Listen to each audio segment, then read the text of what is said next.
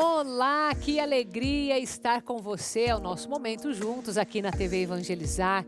Programa A Vida em Foco começando ao vivo para todo o Brasil. Estamos transmitindo via satélite, canal digital aberto, YouTube, TV Evangelizar, para falar de temas que são muito importantes nesta data de hoje. Nós vamos começar entendendo um pouco mais sobre stalkers. Você já ouviu falar sobre esse termo? Não é muito usado na internet, mas um caso que foi recentemente divulgado na mídia, aquela atriz, a Débora Falabella, parece que ela tem um stalker há mais de 10 anos. Então a gente vai querer entender como é que se comporta psicologicamente uma pessoa assim. Será que isso é uma doença?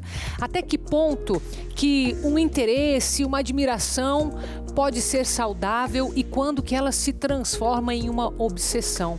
Tudo isso nós vamos conversar hoje com uma psicóloga para nos ajudar neste assunto, viu? Então, também vamos falar sobre algo que é útil para a nossa segurança, que tem a ver com procedimentos estéticos. Eu sei que tem muitas pessoas que procuram procedimentos, seja prevenção de idade, seja porque tem alguma necessidade mesmo, uma cirurgia que precisa ser feita, um procedimento por causa de um acidente que foi causado. E quantas vezes nós vemos também na atualidade procedimentos que, por serem inadequados, por serem mal feitos, acabam levando pessoas até a óbito. Então é um risco, sim, e nós vamos te ajudar como escolher os melhores profissionais, o que você tem que pesquisar para ter segurança na hora de um procedimento quando você decidir por ele. Então fique comigo que está começando o programa A Vida em Foco.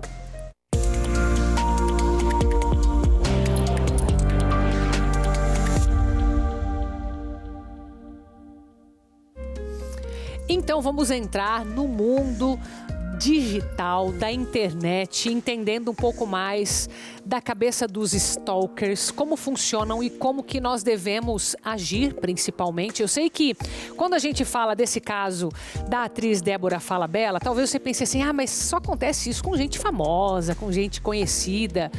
Mas não, tem muitas pessoas que sentem, eu não sei se é uma espécie de dependência emocional que causa um tipo de perseguição. E muitas vezes essa perseguição acontece na vida, fisicamente mesmo, na vida real, que eu chamo, não só na internet, mas principalmente na internet. Então, seja muito bem-vinda, minha querida Alexia Soares Montigelli Lopes, que é psicóloga.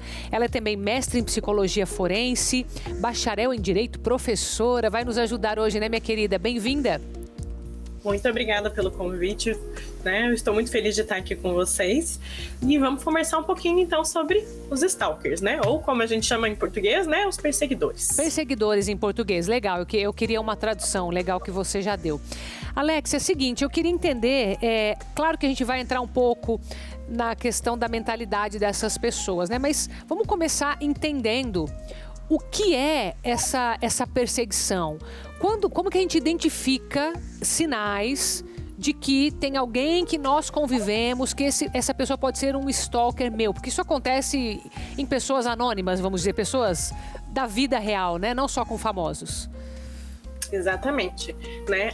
O que a gente vem vendo na mídia ultimamente é muito mais os casos, né, de pessoas famosas, igual da atriz que você até mencionou, mas exatamente, não é um caso isolado que acontece só com pessoas famosas, muito pelo contrário, né?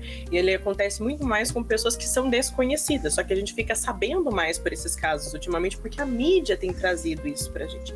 Mas, afinal de contas, o que é esse perseguidor, né? Como o próprio nome diz, né, é o ato de perseguir alguém, é a perseguição. Então, o que acontece? Você está vivendo o seu dia a dia normal, tá, né, seguindo sua vida, e você começa a notar que tem pessoas que, uma pessoa excessiva que te manda muita mensagem, mesmo você pedindo para ela parar, ela continua. Ocasionalmente você encontra ela em locais que você nem tinha comentado por aí que você ia, e ela tá lá te esperando, e vocês se encontram muito, e não é uma pessoa de convívio diário ali seu, não é, por exemplo, de uma faculdade que você frequenta, do teu trabalho, né, do teu grupo de convívio, né, de amigos e religiosos, mas você nunca encontra essa pessoa, mas do nada ela aparece lá.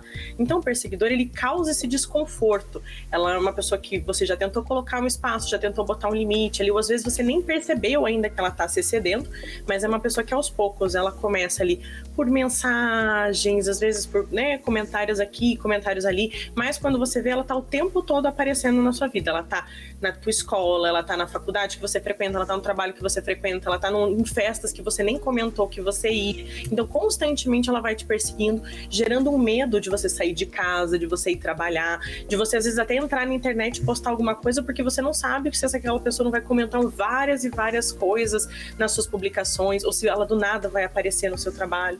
Então, os perseguidores, como o próprio nome já diz, é esse ato de perseguição, de perseguir aquela pessoa que tá ali no dia a dia. Entendi. Alexia, eu tenho visto que esse tema ele está em alta, né? Tenho visto até documentários falando sobre isso. Você acredita que por causa da própria internet, as redes sociais principalmente, isso acaba sendo uma porta para que as pessoas façam mais esse tipo de perseguição na internet do que pessoalmente? Eu acho que até certo ponto a gente pode falar que isso começa na internet, né? Porque a internet facilita muito. Inclusive, isso é um alerta que a gente sempre dá para as pessoas tomarem muito cuidado com o que você publica nas suas redes sociais. Não que você não possa postar que você tá feliz, que você tá saindo com seus amigos, as suas conquistas que você tem, que a gente gosta de compartilhar essas coisas, né? Mas a gente tem que tomar muito cuidado, porque às vezes a pessoa tem aquela questão, ela marca exatamente onde ela tá, ela posta vários stories o tempo todo onde ela tá, e isso acaba facilitando para esses perseguidores localizarem e saberem exatamente onde você tá. Às vezes não foi nem você que postou, mas um amigo postou, te marcou, e aí a pessoa vai lá, olha, ela já acha. Então, até certo ponto, a internet hoje facilita muito esse processo de stalking, né, das outras pessoas e dos perseguidores. E eu acho que até um ponto importante, eu pontuar a diferença, né, porque às vezes a gente tem aquele desejo de, eu quero saber, eu gosto daquele famoso, eu quero saber que roupa que aquele famoso tá usando, e a gente olha de vez em quando e tudo mais. Isso ainda não é o stalking, né? Isso é aquela coisa que deliberadamente só tô olhando, tô me divertindo, roupa bonita que essa pessoa tá usando, gostaria de comprar alguma coisa parecida, ou que lugar bacana, gostaria de visitá-lo, né? Então, assim, a gente pesquisa essas coisas. Mas o stalking, ele já é uma coisa que se excede. Às vezes ele começa pequeno, mas ele vai ampliando, e as redes sociais estão ali um pouco para ajudar isso, infelizmente, na parte negativa, né? De você localizar essas pessoas, e constantemente essas pessoas ficam perseguindo e perseguindo e perseguindo alguém. Entendi, tá. Mas então deixa eu entender um pouco do que se passa na cabeça desse perseguidor, desse stalker. Você disse, por exemplo, que começa com mensagens, com curtidas, que até então é normal, não é? De pessoas que a gente gosta, admira, independente se convive ou não. Isso, imagino que possa representar um risco ou não? Fala um pouco desses riscos para a gente começar a entender essa mentalidade. Assim, a gente não tem aquela coisa que tudo é tão arriscado, assim, no final das contas, porque a gente falou, a gente às vezes posta alguma coisa porque a gente tá feliz, tá comemorando com a família, quer postar aquela festa bonita que a gente tá fazendo e tudo mais.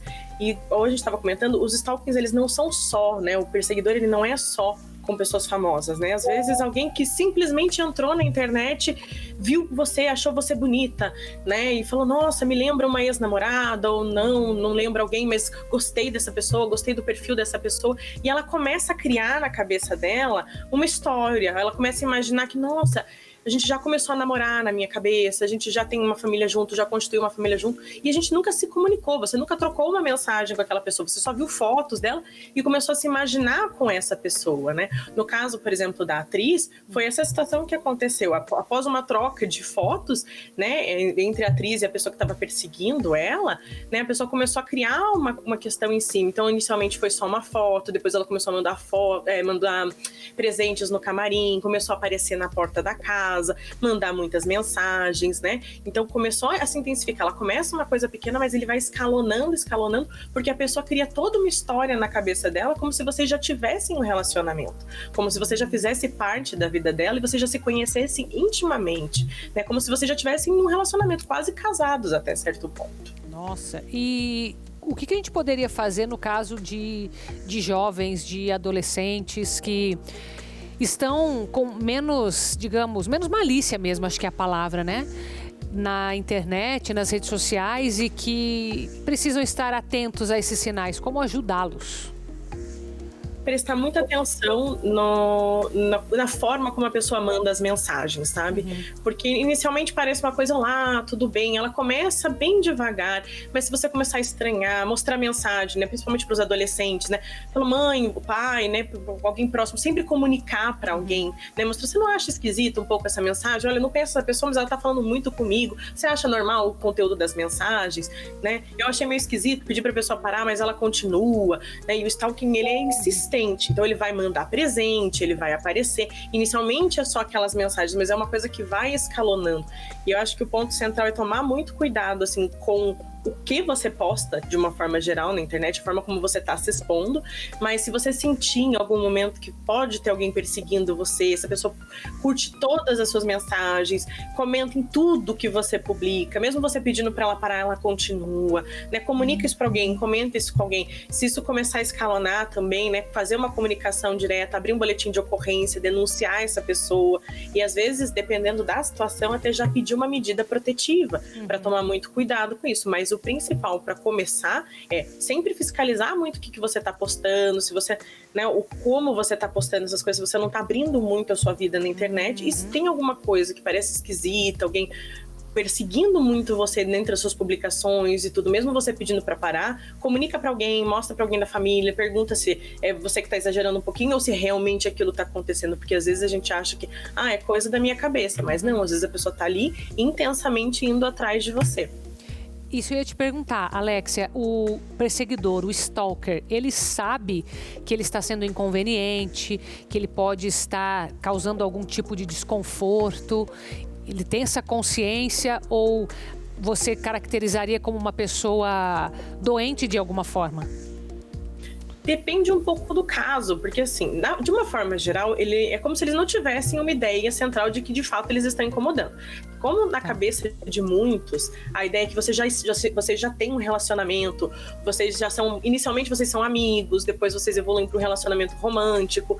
Então a gente nunca imagina que a gente está incomodando aquele amigo mandando uma mensagem e tudo mais, né? Aquele amigo que a gente já conhece. Então na cabeça da maioria dos stalkers, ele vai na mesma linha, eu não tô incomodando, né? A gente já é amigo, a gente já se conhece. Só que o que acontece na realidade? O stalker acha que conhece você. Você não tem ideia de quem seja aquela pessoa, ou você tem uma ideia muito superficial, vocês nunca se viram presencialmente, mas aquela pessoa tá ali acompanhando a tua vida, vendo todas as suas fotos e tudo mais, e ela já sente que ela faz parte da sua vida. Então, pra ela não tá te incomodando, né? Pra ela é simplesmente mais uma conversa, mais uma troca com alguém que é familiar pra ela. Não para você. Claro que a gente tem casos mais extremos, né? No caso da atriz em si, né? Tinha um laudo que posteriormente foi comprovado que existia uma doença mental ali, então era muito mais agravante a situação. Mas a gente tem casos de pessoas que não têm nenhum tipo de doença mental, né, mas elas têm essa mesma perspectiva de eu não tô incomodando, é um colega, é um amigo, é alguém que né, faz parte do meu dia a dia. Entendi. No caso, pode ser então uma pessoa doente ou não, certo? A gente não tem como saber, por isso se precaver com os conteúdos. Entendi o seu recado.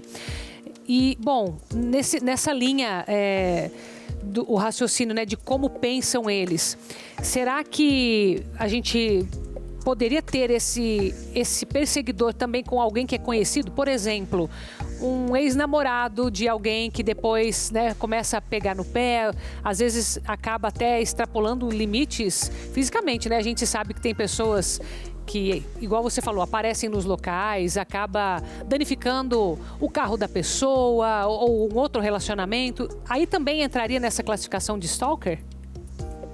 Pode, a pessoa que faz o stalking, ela pode ser desde uma pessoa que você nunca viu na sua vida, você não conhece, foi alguém que te localizou numa rede social, ou às vezes você atendeu a pessoa uma vez na tua vida, vocês tiveram uma interação muito breve, você nem se recorda da pessoa, como pode ser também um ex-namorado, né, um ex-relacionamento que você teve, e a pessoa não lidou bem com o término da relação, então ela intensifica aquela perseguição, mesmo você pedindo para que ela se afaste, para que ela não continue, né, naquela situação, e essa pessoa vai aparecendo.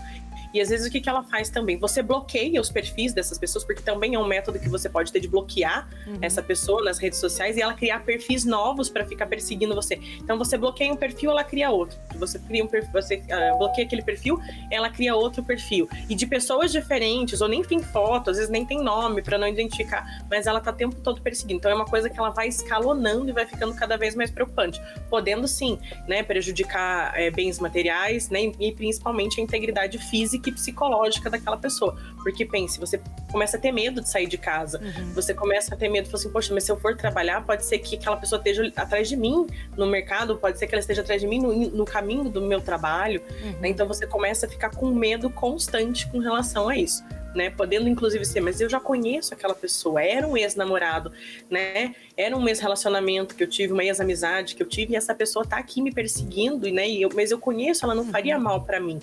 Então, às vezes, mesmo sendo alguém que a gente conheceu, tem que tomar muito cuidado, ainda mais quando começar a intensificar e ter esses processos de perseguição. Sim, com certeza. Alexia, muito obrigada pela sua participação, pela ajuda que você nos deu hoje aqui no programa Vida em Foco. Muito obrigada, um abraço, tá, minha querida?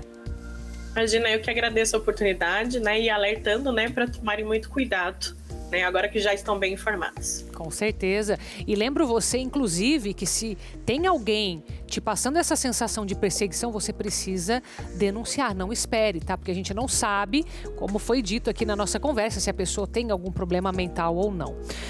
Mas vamos para o nosso intervalo porque nós temos muito a conversar ainda hoje neste nosso programa. Vamos falar sobre a segurança agora da sua saúde física com as escolhas certas de procedimentos estéticos, de forma que isso não seja um problema grave. A gente volta falando sobre isso e saímos com imagens da cidade de Araucária, que é localizada aqui na região metropolitana de Curitiba. O canal é o 16.1.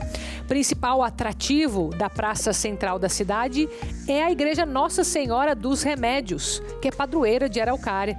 O templo religioso foi elevado a santuário no dia 30 de outubro de 2011. Já eu volto.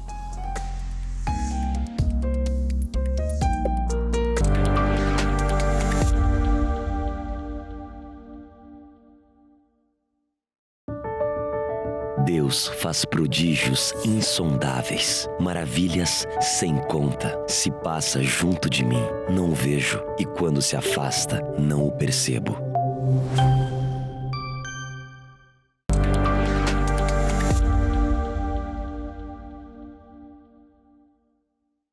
De volta com o programa Vida em Foco aqui na TV Evangelizar. E a TV Evangelizar, você sabe, leva a pessoa de Jesus Cristo, leva fé, leva esperança. E em programas como esse aqui, ó, você que está me assistindo aí de todo o Brasil, onde nós trazemos informação importante, não é? Informação, se você vê aqui todos os dias, de segunda a sexta, profissionais sérios que estão dispostos a compartilhar conteúdos que eles tiveram acesso, que compartilham com você. Isso só é possível porque tem pessoas como você aí do outro lado da tela que nos ajudam a manter essa obra, porque TV Evangelizar, Obra Evangelizar, Associação Evangelizar é Preciso, é uma benfeitora nacional, mas que depende de você.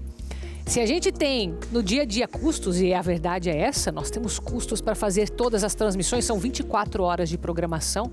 E como que nós pagamos essa conta? Com a sua ajuda. E é por isso que se você está assistindo nesse momento o programa Vida em Foco, eu vou te pedir se você pode nos ajude aqui por esse QR Code que aparece aí na sua tela. Esse QR Code é o nosso canal oficial. Você de dentro do seu aplicativo consegue fazer um Pix de uma forma muito fácil e nos ajudar a manter esta TV católica no ar, manter programas como este aqui trazendo informações todos os dias. E mesmo que você não seja associado da obra, você pode nos ajudar e digo que é de muito valor essa quantia que você vai nos ajudar, independente da quantidade, tá? Nós não pedimos um valor fixo porque eu sei que você precisa avaliar a sua realidade e que nós faremos o melhor uso na evangelização. Então, muito obrigado a você que nos apoia e que vai nos ajudar neste momento. E olha só, o assunto que vem em seguida é algo que, se a gente não pensar em fazermos escolhas certas, isso às vezes representa risco de vida para nós. Nós vamos falar sobre o quê? Procedimentos estéticos que estão bastante em alta, seja porque a pessoa se preocupa realmente com a aparência física, seja porque ela tem uma necessidade, um acidente que ela passou, então não importa o motivo. O que a gente tem que pensar é que se nós fazemos a escolha errada, isso representa riscos para a nossa saúde, como aconteceu já no Brasil. Nós tivemos um caso recente em que um homem acabou falecendo. E por quê? Ai, Carol, mas será que era um caso em que não é o organismo dele, não foi um caso específico? Olha, a origem, o porquê disso acontecer, é claro que nós vamos entender, mas nós temos que pensar além. A clínica que recebe o paciente, ela tem que ter estrutura, ela tem que ter condições de atender uma emergência se realmente for o caso. É tudo isso que nós vamos analisar. Então, te ajudar a fazer as melhores escolhas, de que forma que você, com o seu senso crítico, pode entender os riscos e ter, no caso, o controle sobre esses riscos. Então, agora a gente conversa com a Carla Malachowski, que é biomédica esteta, conselheira e membro da Comissão de Ética e Estética do Conselho Regional de Biomedicina do Paraná, 6ª Região. Muito obrigada por vir aqui hoje, viu? Eu que agradeço. Boa tarde. Boa tarde. Prazer estar aqui com vocês. Eu que agradeço. Carla, a gente queria, assim, dar uma noção para o pessoal, né? Porque eu creio que os problemas começam quando as pessoas vão atrás, talvez, de um preço, né? Não que seja um problema o preço, mas deixam de avaliar outros pontos, né? Então, nessa nossa conversa, eu quero dar os caminhos para que eles possam ter uma boa escolha. E não como aconteceu esse caso, existe mesmo caso de óbitos, né? Infelizmente, né? Infelizmente. Bom, hoje no nosso país nós temos algumas profissões, né? Que são autorizadas a realizar alguns tipos de tratamentos estéticos, né? Então, para a população entender e ficar mais segura, ela pode estar entrando em contato via site, geralmente com esses conselhos. No nosso caso, isso, no nosso caso, que é o Conselho de Biomedicina, no nosso site tem um link específico que são serviços online. E se você digitar o nome do profissional, lá vai ter qual é a habilitação dele, né? Então, nós sabemos que tratamentos estéticos que têm um pouco mais, não de agressividade, mas um pouco mais de complexidade, é necessário uma formação muito específica, né? No caso da biomedicina, nós realizamos uma faculdade que são de 4 a 5 anos, dependendo, né, da grade, e depois passamos por mais uma especialização de 12 a 18 meses para poder ter habilitação para trabalhar com a biomedicina estética, né? Então, o profissional, ele é habilitado, autorizado e apto e capacitado para isso.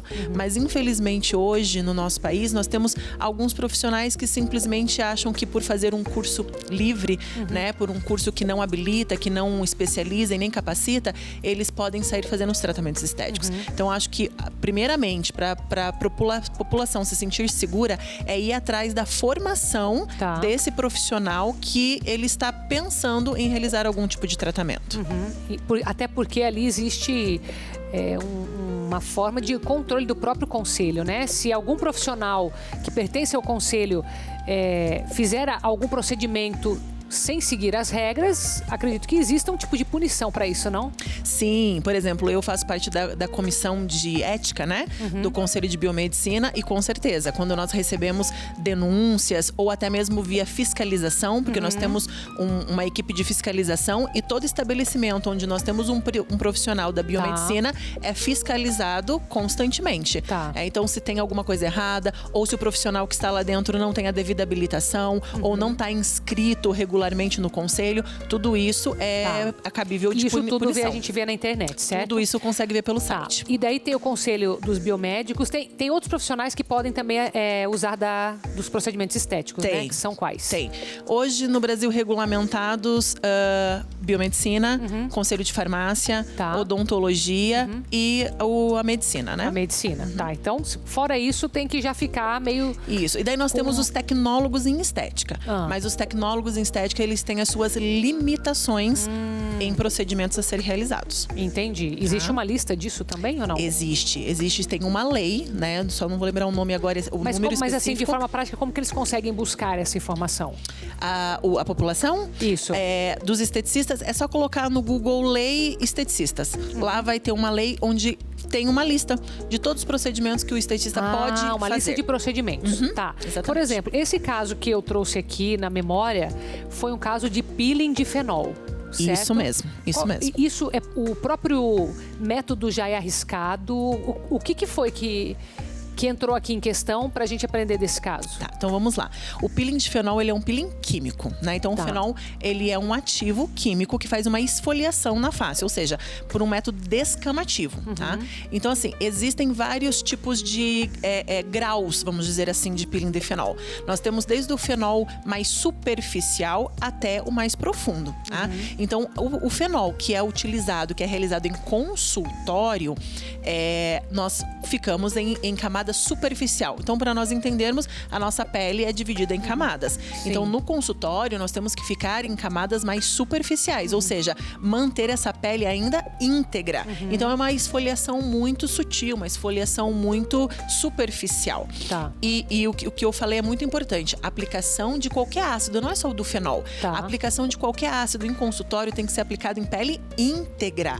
O primeiro erro, na verdade, tem diversos erros. O que é uma pele íntegra? Só pra pele gente íntegra entender. é a pele sem lesão. Tá, sem né? lesão. Então, o primeiro erro que nós vemos nesse caso, que aconteceu infelizmente, né, aqui no nosso país, é que a profissional, que né, a gente viu que no final ela não era profissional, ela era apenas uma influencer, né?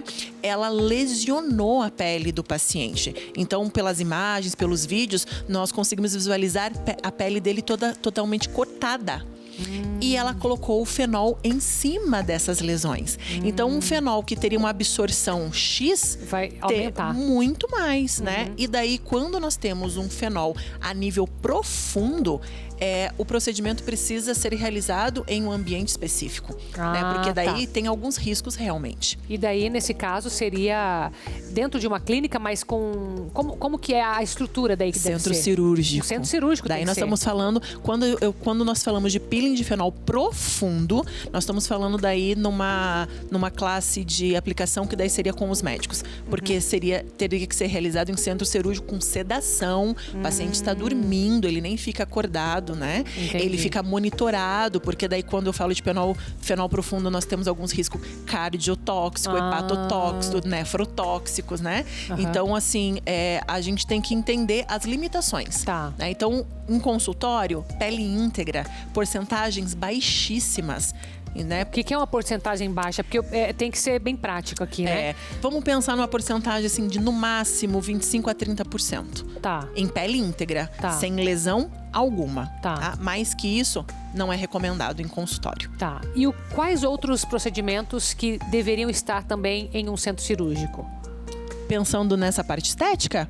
Pensando nessa parte estética. Os procedimentos cirúrgicos mesmo de estética, né? Pensando ali numa lipoaspiração, daí Por os exemplo, procedimentos. as remoções de gordura do corpo que as pessoas fazem e que não são tão invasivas como uma cirurgia. Criolipólise e essas coisas. Consultório. Isso tudo consultório. Não precisa de um Pode centro ser cirúrgico. feito. Pode. Tá. E o que mais, então, que as pessoas precisam investigar a respeito? Fora a questão da procedência do profissional. Existe algo em torno do produto? Previamente, o paciente não vai conseguir ter contato com isso, né? Tá. Mas durante a consulta, Tá. o paciente tem direito de saber marca, lote, validade.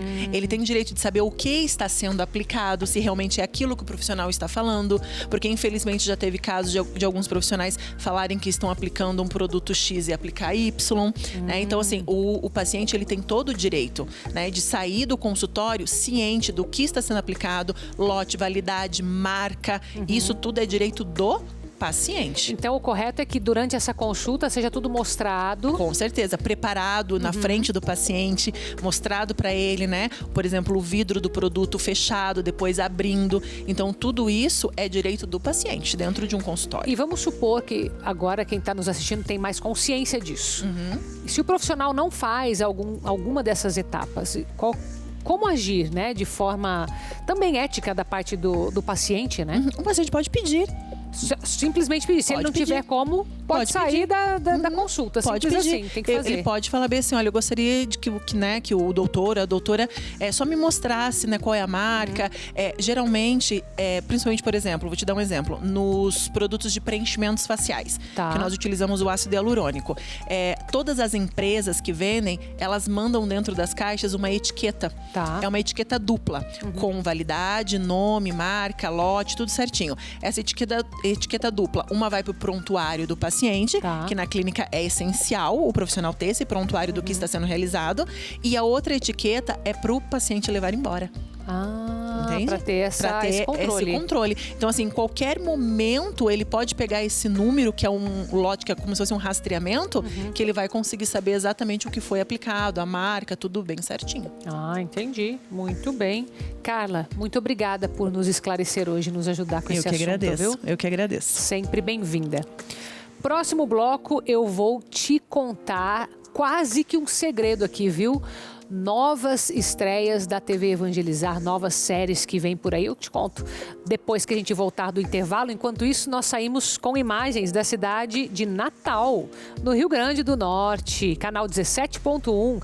E olha que curiosidade, que os natalenses foram os primeiros do Brasil a mascar chicletes. Olha isso, menino! Durante a Segunda Guerra Mundial, quando o Natal se transformou em base americana, o produto passou a ser comercializado com o intuito de aliviar o estresse dos civis e dos soldados dos Estados Unidos. E foi no período pós-guerra que as vendas dos chicletes dispararam. Já eu volto.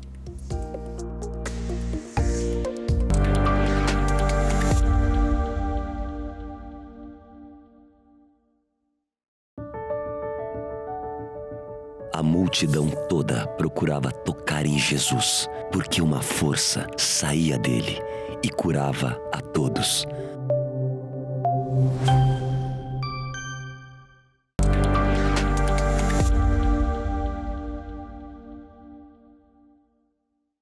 De volta com o programa A Vida em Foco, aqui na TV Evangelizar, que traz sempre novidades para você. Inclusive, tivemos estreia durante esta semana de uma nova série de 5 episódios.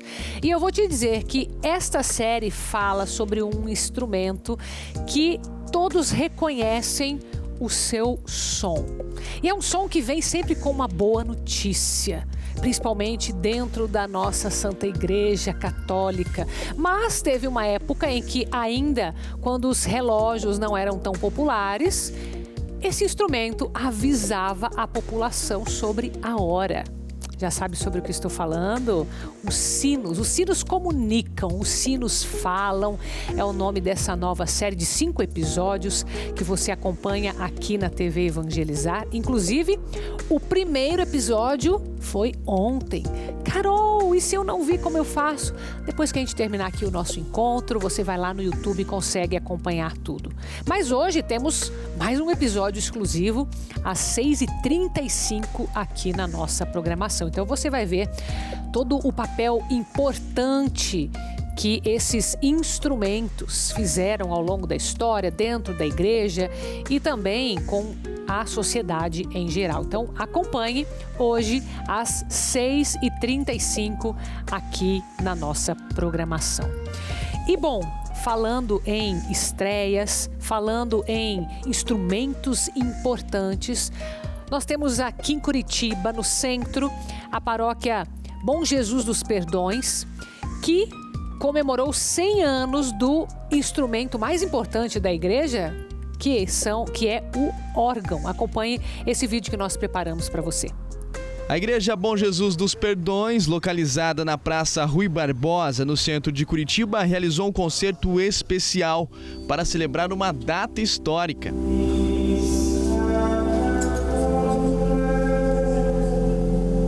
O evento faz parte do centenário da instalação do icônico órgão Spate. O órgão, fabricado na Alemanha, foi instalado aqui na igreja em 13 de junho de 1924.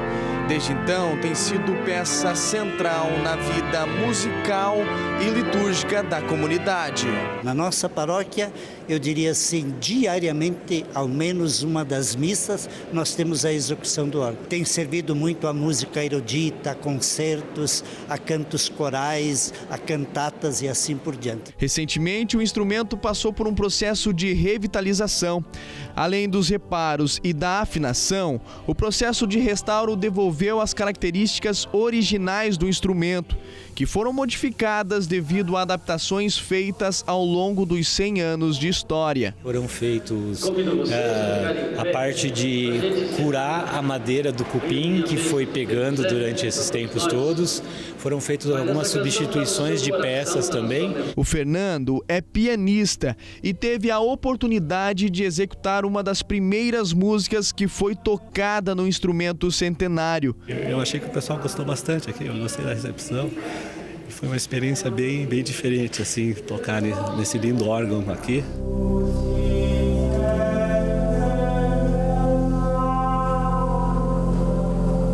Este evento não só celebra o centenário do órgão Spate, mas também destaca a rica herança musical de Curitiba e a importância de preservar instrumentos históricos para as futuras gerações. É um instrumento muito precioso, não só para a comunidade católica do Bom Jesus, mas para a cidade de Curitiba, que faz parte, eu penso, aí do acervo cultural da nossa cidade.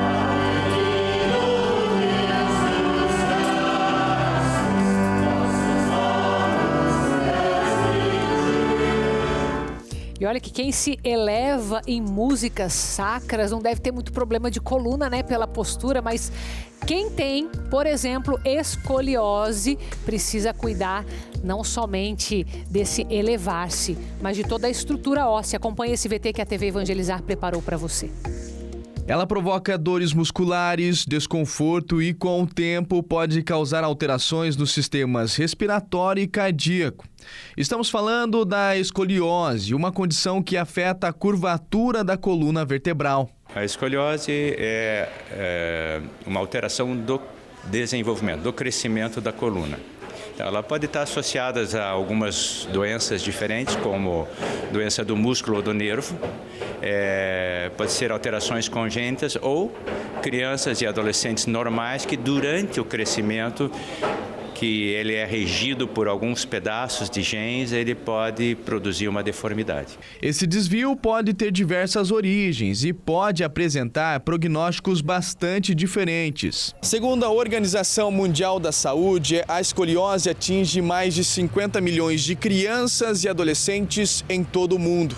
No Brasil, o diagnóstico tardio e a não realização de tratamentos adequados tem levado crianças e adolescentes à cirurgia, uma intervenção altamente complexa e com riscos. Exige todo um time multidisciplinar para que eles sejam investigados na parte cardíaca, na parte respiratória, na parte urinária e que você tenha e logre o sucesso no tratamento. Então, ele visa melhorar a qualidade de vida dessas crianças e adolescentes, porque vai impactar. O Nicolas, de 12 anos, nasceu com uma má formação congênita e recentemente fez a cirurgia na coluna. O Nicolas, ele teve mielomeningocele, que é uma má formação na coluna, né? Então, ele passou agora por um procedimento cirúrgico de escoliose com o Dr. Luiz Eduardo e tenho certeza que vai ser muito bom na vida do Nicolas. Ele faz acompanhamento desde os 2 anos de idade e a cirurgia foi um sucesso. O Nicolas estava com bastante escoliose e estava atrapalhando no caminhar dele, estava atrapalhando até comprimindo alguns órgãos já. Então essa correção que foi feita vai ser de grande importância para ele, né? Na vida dele. Tenho certeza que após essa cirurgia só vai ter grandes benefícios. A detecção precoce e o tratamento adequado da escoliose são essenciais para o desenvolvimento saudável e a qualidade de vida. Se um indivíduo normal, então, entre 9, 10, 11 anos, começa a desenvolver a deformidade, se eu identificar isso, eu consigo tratar com colete. Então, de cada 4 desses adolescentes, se usarem o colete de acordo, você vai impedir a cirurgia em 3. Por isso que eu estou aqui para te lembrar, cuide da sua coluna, porque para quase tudo, né, que a gente faz, todas as atividades do seu dia a dia, das suas crianças também, como você viu ali no vídeo, cuide, porque nós precisamos preservar a nossa saúde.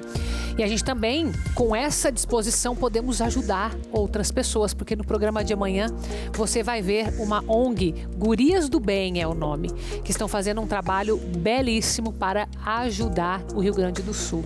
Então eu espero você no nosso encontro diário às 3h30 da tarde aqui na TV Evangelizar. Beijo, fica com Deus.